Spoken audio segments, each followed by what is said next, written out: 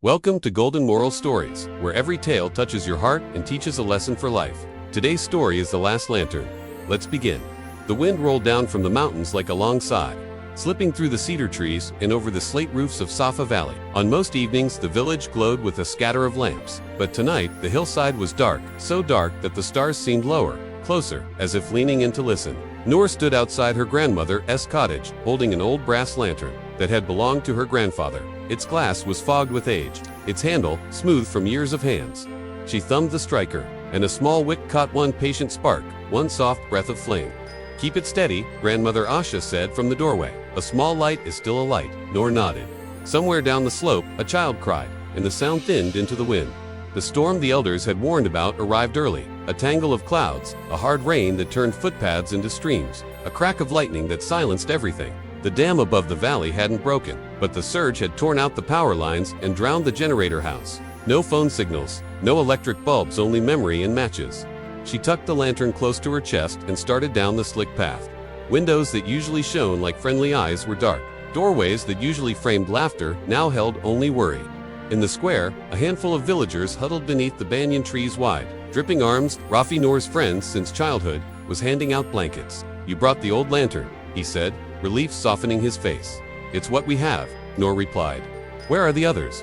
"Mayor said to wait for morning," Rafi said, mouth tight. "But the Miller twins haven't come home, and old Halim hasn't returned from the watchpost." Noor felt the lantern grow heavier. Halim kept the ridge beacon, the valley's star, on a stick. Children called it witch-guided shepherds and travelers when fog swallowed the paths. If he was still up there, he was alone with the wind and wet rock. Grandmother Asha reached the square, leaning on her cane. "We don't wait for morning when someone's child is in the dark," she said simply. "Take what oil you can. Noor, you lead. That lantern knows the way better than any of us." The mayor frowned from the edge of the crowd, but he didn't stop them. Noor lifted the lantern, the small flame drawing a trembling circle of gold around their shoes, and the little group set off. Noor, Rafi, the baker's wife Farah, and two shepherd boys who knew the ridge by the shape of the wind. The climb began with steps they could see, and soon became steps they had to believe, because fog gathered fast and thick, rolling in pale sheets. Noor kept the lantern chest high, the wick protected with her hand. Every time the wind tried to pinch the flame, she turned her shoulder and took the sting on herself. The path narrowed to a ledge. Below, the valley made a sound like a sleeping giant turning over in bed. They found the first sign of the twins at the fallen acacia, their red scarf snagged on a branch, rain-heavy and shivering. Noor passed the lantern to Farah and dropped to her knees, fingers spreading through slick leaves until they brushed the cold rim of a toy whistle. She raised it. Rafi's face tightened. "Not far," he said, and cupped his hands to shout. "Zain, Zoya." The fog swallowed the names and sent them back thinner. They pushed on. The lantern made their shadows tall and strange, as if the mountain had lent them extra height for courage. At the old goat fence, they heard it, a small sob, the kind a child makes when crying seems too loud for the dark. Noor knelt again and slipped the lantern under the slats, lowering the halo of light. Two faces bloomed out of the fog, mud-smeared, wide-eyed, as if they'd been painted with the valley's own soil. "It's okay," Noor said, voice low and even. "It's Noor, hold my hand." They coaxed the twins out and wrapped them in wool. Farah hummed the bread kneader's song, the one with the steady beat that made even fear tap its foot. When they started back, Zoya reached for the lantern handle, as if touching it might tether the world in place. "Not yet," Noor smiled, "but walk in the light with me." By the time they returned to the square, the rain had softened to a threaded mist, and a few doors had dared to crack open. Mothers cried, fathers folded their thanks into tight handshakes, and someone pressed a bowl of lentils into Noor's hands. She set it on the well rim and looked up toward the ridge. The beacon remained a hole in the dark. "I'm going," she told Rafi. "You just came down." "Halim taught me to trim this lantern when I was 8, Noor said. "He shouldn't be alone up there." Rafi hesitated, then slung the coil of rope over his shoulder. "Then neither should you." They set off again, this time with a smaller party, Noor, Rafi, and the two shepherd boys. The mountain had changed its mood. The wind no longer argued, but whispered, as if intrigued by their stubbornness. The path to the watchpost wound through a stand of cedars that creaked like old doors. A fox flashed past, a smear of rust and rain. At the narrow ravine, they found the footbridge gone torn away by the surge. The gap wasn't wide, but it was deep, the kind of dark that swallowed light without a sound. Rafi tested the rope on a cedar trunk and tied a harness around his waist. "I'll go first," he said. Noor didn't argue. His hands were steadier at knots, and she needed both of hers to shield the lantern. Rafi swung across with a grunt and a joke that was more breath than humor, then braced for the return line. Noor looped the rope, tucked the lantern inside her coat like a beating heart, and stepped into the air. For a moment, time paused, wine, holding its own breath. Her toes brushed rock.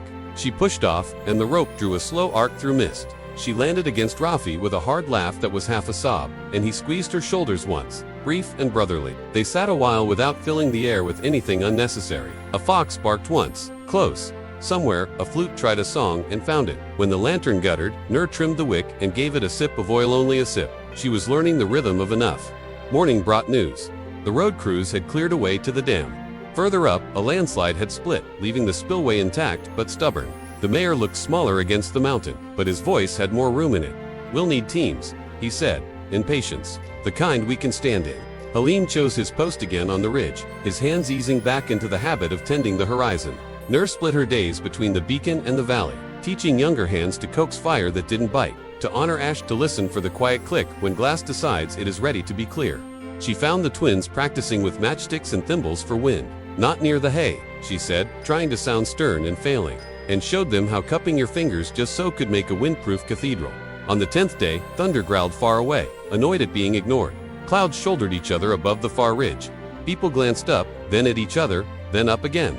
Noor felt the prickle along her arms that said the sky was rehearsing something. "Storm again?" Rafi asked, testing rope and knots with old suspicion. "Maybe," Noor said, eyes on the line where mountain met cloud. "But we know how to hold a light." When it came, it was loud, but short, a tantrum more than a war. Rain tripped down the stairs of the terraces and pooled in bowls left out on purpose. Children ran bowls to barrels. Old men laughed at their own speed. The beacon threw its clear blade again, and the valley looked back and said, "We see you." That night after the storm, Grandmother Asha called Noor to the banyan. On the lowest branch hung a new lantern, old brass, but polished so it stubbornly argued with the dark.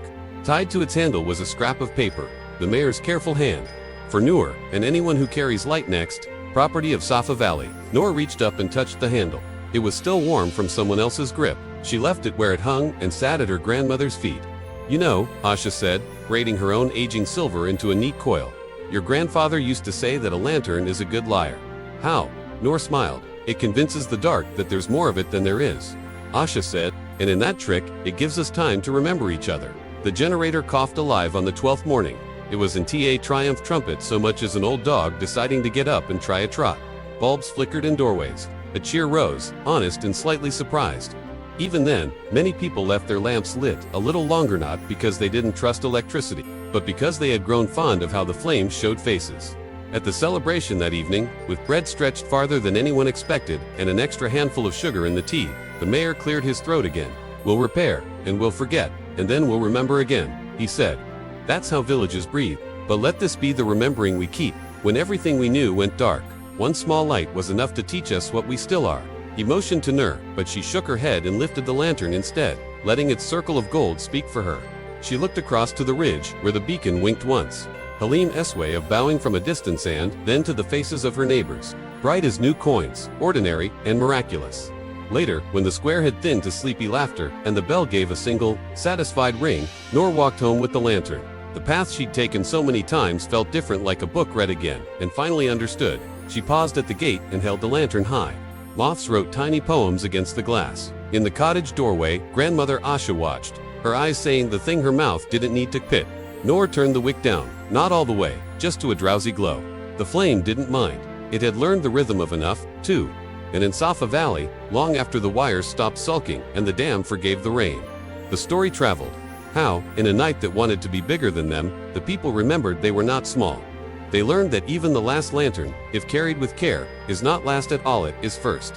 First to arrive, first to welcome, first to prove that the dark is a place where light goes to be seen. Moral: even the smallest light, shared with courage and care, can guide a whole village through its darkest night. If you enjoyed this story, don't forget to like, subscribe to Golden Moral Stories, and press the bell icon so you never miss a heart-touching tale. See you in our next video.